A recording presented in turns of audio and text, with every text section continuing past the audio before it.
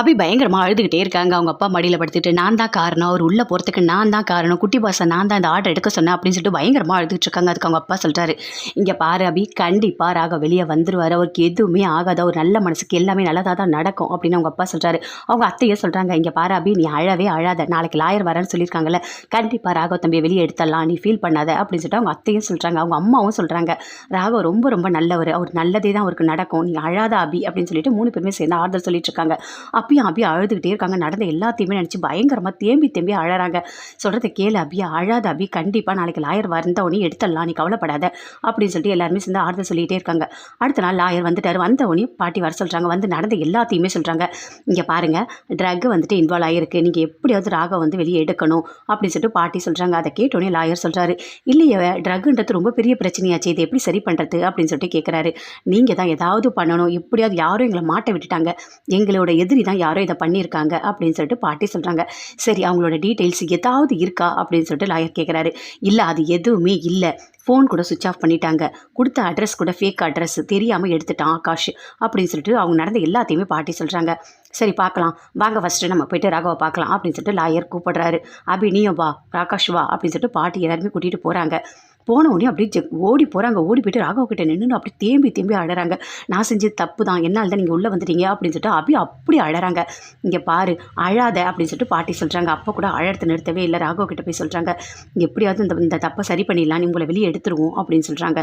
என்ன ஜெயிலர் சொல்லிட்டு இருந்த, இப்போது ஜெயிலுக்குள்ளேயே வர வச்சுட்டல அப்படின்னு கேட்குறாரு. அதை கேட்டோன்னே இன்னும் அப்படியே அழறாங்க.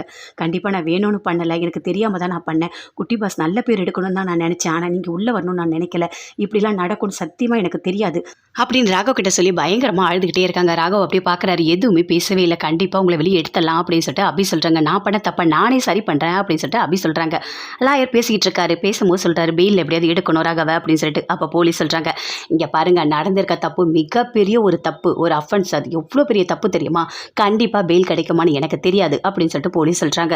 அதை சொன்ன உடனே அப்படியே வெளியே வராங்க. வெளியே வந்தோடனே பாட்டிக்கிட்ட சொல்கிறாங்க லாயர், இங்கே பாருங்கம்மா, ரொம்ப பெரிய தப்பு நடந்திருக்கு. இது வந்துட்டு ஒரு ட்ரக், இது வந்து அவ்வளோ சீக்கிரம் பெயிலில் விட மாட்டாங்க, எப்படியாவது கண்டுபிடிக்கணும், யார் வந்தால் அந்த ஃபேப்ரிக்கை கொடுத்தா அவங்க யார், அவங்கள கண்டுபிடிச்சா மட்டும்தான் ராகவ வெளியே எடுக்க முடியும் அப்படின்னு சொல்லிட்டு லாயர் சொல்கிறாரு. அதை கேட்டோடனே பாட்டி, அவங்கள பற்றின எந்த டீட்டெயில்ஸுமே தெரியாது, ஃபோனும் சுவிச் ஆஃப் ஆகிடுச்சு, அட்ரஸும் ஃபேக், எப்படி கண்டுபிடிக்கிறது அப்படின்னு சொல்லிட்டு பாட்டி சொல்கிறாங்க. இது எல்லாமே அபி கேட்டுட்டு இருக்காங்க. ஆமாம், ஆனால் அந்த ஆள் எனக்கு ஞாபகம் இருக்குது, கண்டிப்பாக நான் பார்த்தா அவனை கண்டுபிடிச்சிருவேன் அப்படின்னு சொல்லிட்டு அபி சொல்கிறாங்க. இப்போ எப்படிமா கண்டுபிடிக்கிறது, அவனை கண்டுபிடிச்சா மட்டும்தான், அவன் தான் ஃபேப்ரிக் கொடுத்தா நிரூபித்தா மட்டும் போதும், கண்டிப்பாக ராகவ் வெளியே எடுத்துடலாம், இந்த கேஸ்லேருந்து ராகவ் வெளியே வந்துருவார். இல்லைனா இந்த தப்பை நீங்கள் தான் பண்ணீங்க, உங்கள் ஃபேப்ரிக்கில் தான் நடந்தது அப்படின்னு சொல்லிட்டு கன்ஃபார்மாக உள்ளே போட்டுருவாங்க. எதுவுமே பண்ண முடியாது, ராகவை பெயிலில் எடுக்க முடியாது அப்படின்னு சொல்லிட்டு லாயர் சொல்கிறாரு. ஏதாச்சும் பண்ணுங்கள், தயவு செய்து எப்படியாவது ராகவ் வெளியே எடுத்துருங்க, நாங்கள் கண்டிப்பாக வந்துட்டு ஏதாவது பண்ண முடியுமா நாங்கள் பார்க்குறோம் அப்படின்னு சொல்லிட்டு அபியும் சொல்கிறாங்க. பாட்டி 2 பேருமே சேர்ந்து சொல்கிறாங்க. ஓகே, நான் போகிறேன், என்னால் முடிஞ்ச வரைக்கும் நான் ட்ரை பண்ணுறேன் அப்படின்னு சொல்லிட்டு அங்கே வந்து லாயர் போகிறாரு. அபி பயங்கரமாக அழறாங்க. இங்கே பாரு அபி, நீ அழாத சரியா, கண்டிப்பாக ராகவ் வெளியே எடுத்துடலாம் அப்படின்னு சொல்லிட்டு பாட்டி சொல்லிட்டு இருக்காங்க. ஆகாஷ் ரொம்ப ஃபீல் பண்ணுறாரு. பாத்தியா ஆகாஷ், நீ ஒரு நிமிஷம் யோசிக்காமல் நீ பண்ண வேலையால் எவ்வளோ பெரிய பிரச்சனை வந்திருக்கு பாத்தியா, நம்ம 3 யூனிட்டையும் மூடிட்டாங்க. அது மட்டும் இல்லை, ராகவ் உள்ளே போயிருக்கான், வெளியே எடுக்கவே முடியல, கிரிமினல் யாருன்னு கண்டுபிடிக்கவே முடியல, எவ்வளோ பெரிய பிரச்சனை நடந்திருக்கு, கொஞ்சமாவது யோசிச்சு நீ பண்ணியிருக்கணும், பிஸ்னஸ் தான் சாதாரண விஷயம் இல்லைன்னு உனக்கு நான் நிறைய வாட்டி சொல்லியிருக்கேன் அப்படின்னு சொல்லிட்டு பாட்டி பயங்கரமாக அப்படி கோவப்படுறாங்க. ஆகாஷால் எதுவுமே பேசவே முடியல. நான் பண்ண தப்பு தான் பாட்டி, எனக்கு அப்போ தெரியல பாட்டி, நான் ஏதோ ஒன்று பண்ணிட்டேன், இது ஒரு ஜஸ்ட் இது ஒர்க்கு அப்படி தான் நான் நினச்சி பண்ணேன், ஆனால் இவ்வளோ பெரிய ப்ராப்ளம் வரும்னு எனக்கு தெரியாது பாட்டி அப்படின்னு சொல்லிட்டு ஆகாஷ் ரொம்ப ஃபீல் பண்ணுறாரு. ஆனால் நான் தான் காரணம் அப்படின்னு சொல்லிட்டு அபியும் சொல்கிறாங்க. எதுவுமே பேசவே முடியல. 3 பேருமே சேர்ந்து வீட்டுக்கு போகிறாங்க. வீட்டுக்கு போனோடனே நடந்த எல்லாத்தையுமே வீட்டில் இருக்க எல்லாருக்கிட்டையுமே சொல்கிறாங்க. அதை கேட்டோடனே முரளி அவ்வளோ சந்தோஷப்படுறாரு. நான் என்ன நினச்சேனோ அது அப்படியே நடக்குது, ராகவ் வெளியே வரவே மாட்டான், அவன் வரவே கூடாது, அபி எனக்கு தான், எப்படியாவது அபியை வீட்டை விட்டு அனுப்பி அபி மனசை மாற்றி நான் கல்யாணம் பண்ணிப்பேன், ஏன் அபி எனக்கு தான் அப்படின்னு சொல்லிட்டு முரளி அவ்வளோ சந்தோஷப்படுறாரு.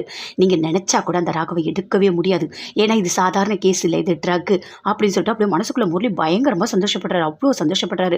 நீங்கள் என்ன நினச்சாலும் ராகவ வெளியே எடுக்கவே முடியாது அப்படின்னு சொல்லிட்டு முரளி அவ்வளோ சந்தோஷமாக மனசுக்குள்ளே நினச்சிக்கிட்டே இருக்காரு. அப்போது நடந்த எல்லாத்தையுமே சொன்ன உடனே வீட்டில் இருக்க எல்லாருமே ரொம்ப ஃபீல் பண்ணிக்கிட்டு இருக்காங்க. அப்போ அபியோட அம்மா சொல்கிறாங்க, எப்படியாவது தம்பியை வெளியே எடுத்துடணும், ஏதாவது பண்ணி எடுத்துடணும் அப்படின்னு சொல்லிட்டு அவங்களும் ஃபீல் பண்ணுறாங்க. அவங்க அப்பா அத்தை எல்லாருமே சொல்கிறாங்க. அப்படியே அழறாங்க. அபி அழறத்தை நிறுத்தவே இல்லை. அபி ஃபஸ்ட் ஃபஸ்ட்டு அழாத, அழுதுகிட்டே இருந்தால் எதுவுமே நடக்காது அப்படின்னு சொல்லிட்டு பாட்டி சொல்கிறாங்க. நம்ம இந்த நேரத்தில் நிதானமாக இருக்கணும், அப்போ தான் ராகவை நம்ம வெளியே எடுக்க முடியும் அப்படின்னு சொல்கிறாங்க. என்ன படத்தையும் தெரியலையே, அவங்க யார் வந்து அட்ரஸ் கொடுத்தா, யார் உங்களுக்கு துணி கொடுத்தா எல்லாத்தையுமே அவங்க கேட்குறாங்க. ஆனால் எதுவுமே நமக்கு தெரியல அப்படின்னு சொல்லிட்டு அபி ரொம்ப ஃபீல் பண்ணுறாங்க. கண்டிப்பாக ஏதாவது ஒரு வழி பிறக்கும், இரு லாயர் ட்ரை பண்ணுறேன்னு சொல்லியிருக்காரு, பெயில் கிடைக்குதான்னு பார்க்கலாம் அப்படின்னு சொல்லிட்டு பாட்டி சொல்கிறாங்க. சரி சொல்லிட்டு அபி கோயிலுக்கு போகிறாங்க. போயிட்டு ரொம்ப ஃபீல் பண்ணி அழறாங்க. எப்படியாவது ராகவ வெளியே வந்துடணும், நான் பண்ண தப்புக்கு ஜெயிலர் வந்து எவ்வளோ கஷ்டத்தை அனுபவிக்கிறாரு, நான் தெரியாமல் தான் முருகா பண்ணேன், நான் வேணும்னு பண்ணவே இல்லை, எங்கள் குட்டி பஸ் நல்லா இருக்கணும்னு நினச்சி தான் நான் பண்ணேன் அப்படின்னு சொல்லிட்டு பயங்கரமாக அழறாங்க. ராக்கி பாய் வெளியே வந்துடணும், அவருக்கு எதுவுமே ஆகவே கூடாது, அவர் உள்ளே இருக்கிறது என்னால் தாங்கவே முடியல, நான் பண்ண தப்புக்கு தண்டனை அவர் அனுபவிச்சுட்டு இருக்காரு அப்படின்னு சொல்லிட்டு அபி பயங்கரமாக அழறாங்க. இங்கே பாரு முருகா, கண்டிப்பாக நான் ஏதாவது ஒரு வழி காட்டு, எப்படியாவது நான் ராகவை வெளியே எடுத்துடணும் அப்படின்னு சொல்லிட்டு அபி ரொம்ப ஃபீல் பண்ணி அழுதுட்டு அப்படியே வந்துகிட்டே இருக்காங்க. வரும்போது அப்படியே ஃபீல் பண்ணிக்கிட்டே இருக்காங்க, எப்படியாவது ஒரு எடுத்துடணும் அப்படின்னு சொல்லிட்டு. வர வழியில் அப்படியே வந்து செயினோட டாலர் கீழே விழுது. அப்போ கரெக்டாக மித்திரன் நின்றுட்டு இருக்காரு. அங்கே அப்புறமா செயினோட டாலர் விழுந்துச்சு, எடுத்துகிட்டு போமா அப்படின்னு சொல்லிட்டாரு. அந்த செயினோட டாலரை அப்படியே எடுக்கிறாங்க. எடுத்துட்டு அப்படியே பார்க்குறாங்க. பார்த்தா மித்திரன் நின்றுட்டு இருக்காரு. பார்த்தோன்னே ஐயோ இவன் தானே அவன், அன்னைக்கு ஏமாத்தினானே, எல்லாத்துக்குமே காரணமே இவன் தானே அப்படின்னு சொல்லிட்டு அபி பார்க்குறாங்க. பார்த்துட்டு அப்படி கிட்ட ஓடி வராங்க.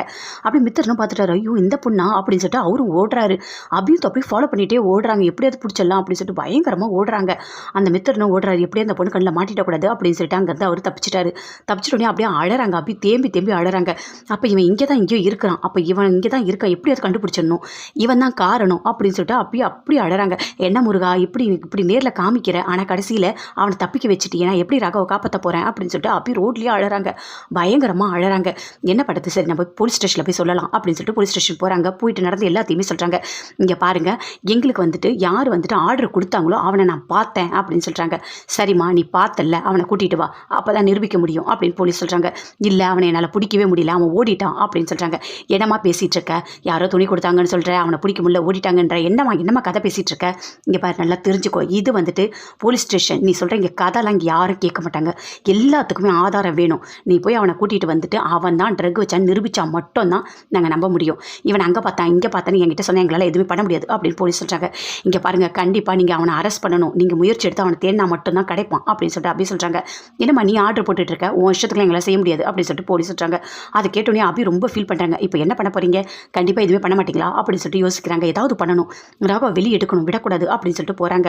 போயிட்டு போர்டு எல்லாமே ரெடி பண்ணுறாங்க. ரெடி பண்ணிவிட்டு வந்து வாசலில் உட்காராங்க. உட்காந்து அப்படி கத்துறாங்க, கண்டிப்பாக ராகவ வெளியே விடுங்க, நான் தான் குற்றவாளி, நான் தான் ஆர்டர் எடுக்க சொன்னேன், என்ன அரெஸ்ட் பண்ணுங்க அப்படின்னு சொல்லிட்டு அபி பயங்கரமாக கத்துறாங்க. கத்தும் போது எல்லாமே தெரிஞ்சிச்சு. பாட்டி எல்லாருமே வந்துட்டாங்க. அந்த ஸ்பாட்டுக்கு வந்தவொடனே என்ன அபி பண்ணிட்டு இருக்க, ஏன் இதெல்லாம் பண்ணிட்டு இருக்க அப்படின்னு சொல்லிட்டு பாட்டி எல்லாருமே கேட்குறாங்க. இல்லை நான் விட மாட்டேன், நான் கண்டிப்பாக விட மாட்டேன், போலீஸ் வந்து அந்த ஃபேப்ரிக் யார் கொடுத்தாங்களோ அவனை தேட மாட்டேன்னு சொல்கிறாங்க. அப்போ எப்படி தான் ராகவ வெளியே எடுக்கிறது, கண்டிப்பாக நான் போராட்டம் பண்ணுவேன், பண்ணி ராகவ வெளியே எடுப்பேன் பாட்டி அப்படின்னு சொல்லிட்டு அப்படி கத்துறாங்க. பயங்கரமாக கத்துறாங்க. அபி இப்படிலாம் பண்ணாத அபி அப்படின்னு சொல்லிட்டு அவங்க அம்மா அப்பா அத்தை எல்லாருமே கத்துறாங்க.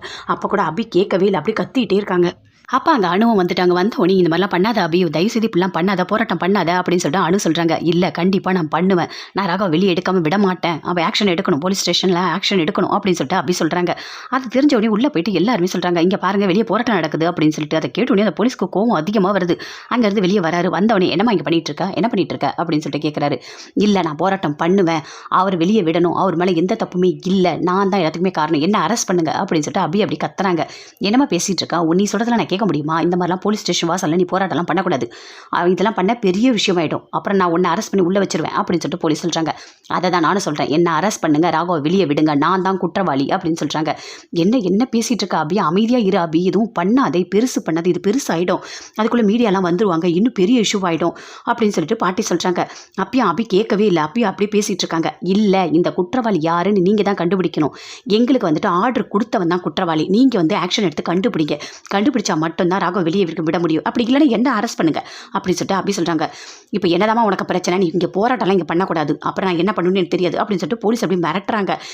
இருங்க நாங்கள் பேசி எப்படியாவது வந்துட்டு நாங்கள் அபியை கூப்பிடுறோம் அப்படின்னு சொல்லிட்டு பாட்டி அங்கே இருக்க எல்லாருமே அவங்க அம்மா அப்பா அணு எல்லாருமே சொல்கிறாங்க. இங்கே பாரு அபி, தயவு செய்து இதெல்லாம் எதுவுமே பண்ணாத, விட்டுரு வா அப்படின்னு சொல்லிட்டு கூப்பிடுறாங்க. இல்லை நான் விடவே மாட்டேன், எனக்கு நியாயம் கிடைக்கிற வரைக்கும் நான் விட மாட்டேன் அப்படின்னு சொல்லிட்டு அப்படி கத்துறாங்க. மித்திரன் தப்பிச்சு போகிறாரு. தப்பிச்சு போனோடனே வினைக்கு ஃபோன் பண்ணி நடந்த எல்லாத்தையுமே சொல்கிறாரு. உன்னை நான் ஃபோன் பண்ணக்கூடாதுன்னு தானே சொன்னேன், எதுக்கு நீ எனக்கு ஃபோன் பண்ணுற அப்படின்னு சொல்லிட்டு வினை கேட்குறாரு. இல்லை முக்கியமான விஷயம், அதனால தான் நான் ஃபோன் பண்ணேன் அப்படின்னு சொல்லிட்டு சொல்கிறாரு. என்ன முக்கியமான விஷயம் அப்படின்னு சொல்லிட்டு வினை கேட்குறாரு. இல்லை நான் வந்து ரோட்டில் போனேன், அப்போ கரெக்டாக அந்த பொண்ணு ஆர்டர் எடுக்கும்போது ஒரு பொண்ணு இருந்துச்சு, அந்த பொண்ணு என்னை பார்த்துடுச்சு அப்படின்னு சொல்லிட்டு மித்திரன் சொல்கிறாரு. நான் உங்ககிட்ட என்ன சொன்னேன், எங்கேயும் போகாத, கொஞ்ச நாள் அமைதியாக இரு, வெளியே வராதன்னு தானே சொன்னேன், எதுக்காக நீ வெளியே போனேன் அப்படின்னு சொல்லிட்டு வினை கேட்குறாரு. இல்லை நான் சாதாரணமாக தான் போனேன், ஆனால் அந்த பொண்ணு என்னை பார்த்துட்டு பின்னாடி ஃபாலோ பண்ணிகிட்டே வந்துச்சு, ஆனால் நான் அங்கேருந்து தப்பிச்சிட்டேன் அப்படின்னு அப்படின்னு சொல்லிட்டு மித்திரன் சொல்கிறாரு. அதை கேட்டோன்னே வினைக்கு இன்னும் கோவம் அதிகமாக வருது. எப்படியாவது அந்த ராகவை மாட்டி விட்டாச்சு, அவன் ஃபுல்லாக தண்டனை அனுபவிக்கணும், அது வரைக்கும் நம்ம அமைதியாக தான் இருக்கணும். நீ எதுக்காக வெளியே போனேன், இனிமேல் வெளியெல்லாம் போகாத, புரியுதா, உன்னை அந்த பொண்ணு பார்த்துடுச்சு, கண்டிப்பாக இனிமேல் ஏதாவது நடக்கும், நீ வெளியே வந்த அவ்வளோதான் அப்படின்னு சொல்லிட்டு வினய் சொல்கிறாரு. இல்லை கண்டிப்பாக நான் இனிமேல் வெளியெல்லாம் போக மாட்டேன், நான் உள்ளே தான் இருப்பேன், இந்த கேஸ்க்கு கரெக்டாக தண்டனை கிடச்ச உடனே தான் நான் வெளியே போவேன் அப்படின்னு சொல்லிட்டு மித்திரன் சொல்கிறாரு. ஏதாவது பண்ண உன் அக்கௌண்ட்டுக்கு பணமே வராது, புரியுதா அப்படின்னு சொல்கிறாரு வினய். இல்லை அதெல்லாம் எதுவும் பண்ண மாட்டேன் அப்படின்னு சொல்கிறாரு. சரி ஃபோனை வை அப்படின்னு சொல்லிட்டு வினய் யோசிக்கிறாரு. அந்த பொண்ணு பார்த்துடுச்சா, கண்டிப்பாக எதுவுமே நடக்கவே கூடாது, அந்த ராகவ தண்டனையை அனுபவிக்கணும், அவன் ஃபுல்லாக அழியணும், அதுக்கு தான் நான் இவ்வளோ கஷ்டப்பட்டேன் அப்படின்னு சொல்லிட்டு வினய் யோசிக்கிறாரு. அதுவும் ட்ரக் கேஸில் உள்ளே போட்டிருக்கான், அவனை வெளியே எடுக்கவே முடியாது அப்படின்னு சொல்லிட்டு பயங்கரமாக அப்படி யோசிச்சுட்டு இருக்காரு. போலீஸ் அபி கிட்ட சொல்கிறாங்க, இங்கே பாருமா நீ போராட்டம்லாம் பண்ணிட்டு இருக்க, அதை கண்டிப்பாக நான் ஆக்ஷன் எடுக்கிறேன் அப்படின்னு சொல்லிட்டு போலீஸ் சொல்கிறாங்க. அதை கேட்டோன்னே அபி பயங்கரமாக சந்தோஷப்படுறாங்க. கண்டிப்பாக அந்த ஆளை தேடுங்க அப்படின்னு சொல்லிட்டு இருக்காங்க.